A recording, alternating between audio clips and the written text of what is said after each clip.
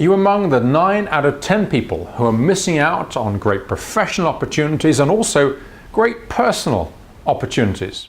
I would say that 9 out of 10 people are missing out on making a better impression, improving their business prospects, and even getting people to find them more attractive because of one simple communication flaw that has been programmed into us, often unwittingly.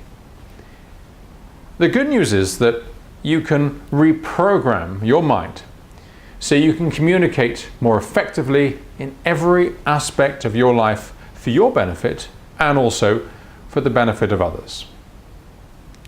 When we meet someone, certainly for the first time, whether in a professional or a personal capacity, what we tend to do is start thinking and then acting as most of us do.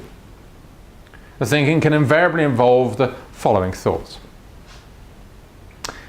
How does my voice sound? How do I come across? Happy, sad, tense, clueless, competent, unintelligent, confident, nervous, angry, disinterested, interested? Are my clothes all right? Is my hair okay? Okay. Was my hair okay? Do they like me as a person? Is my attitude appealing?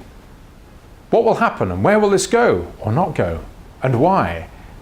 What can I do about it if none of the above is right? Does the Queen have moments like this? And should men cleanse, tone and moisturize? Depending on what your answers are, unless of course you're the Queen or as a man a steadfast metrosexual with some soft skin concerns, you can then act in some of the following ways if you actually pursue this approach. You can sound unsure of yourself.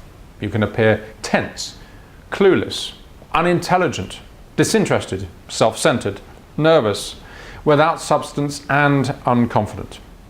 You can fidget with and adjust different parts of your clothing. You can appear desperate to call the Queen to see if she really does have similar issues. And as a man, suddenly and inexplicably try to apply some face cream. This happens, well, the first 3 points, most of the time, because 9 out of 10 people are simply wrapped up in themselves when they communicate. And that comes across unconsciously to the person or the people we're addressing and undermines your communication and the impact we have or don't have. Now, the clever and effective 1 out of 10 think the following about the other person, not about themselves, about the other person. What is their voice conveying? What is their body language saying about them and how they feel? How do they come across? Happy, sad, tense, clueless, competent, unintelligent, confident, nervous, angry, disinterested, interested?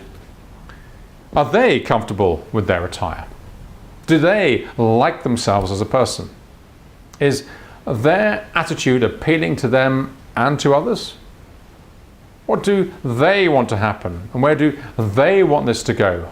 And why? And do I know someone who knows the Queen's mobile number? And even, why is this man wearing foundation and too much rouge?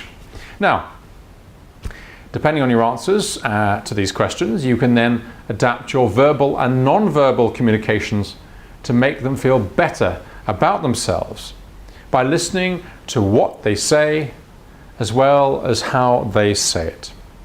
And, of course, how they act. This will make them feel special and engaged and engaging, and also make them feel connected to you. The highly successful man behind X Factor, Simon Cowell, reputedly said that when he was a boy, his father told him that whenever he met someone, that he was to imagine they had a big neon sign lit up above their head which read very simply, "Make me feel important." It's true. Make the other person feel important, but not sycophantically. Too often people are wrapped up in themselves for a variety of reasons.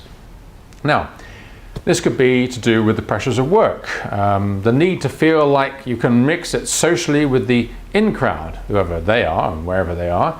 It could be because you're having a bad hair, even a no-hair day, or even the fact that your waistline seems to resemble a weather balloon in a strong breeze.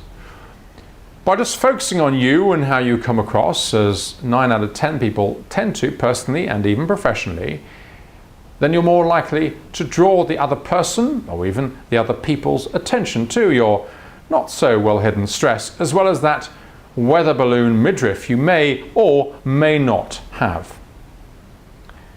But if you focus on the other person, you will not only make them feel great, meaning they're more likely to like you, but then they're also even less likely to notice that your stomach could read weather conditions at high altitude and actually feel instead that you seem a more contented person, a much more attractive state than that stressed out weather balloon look you might feel, often erroneously, that you have.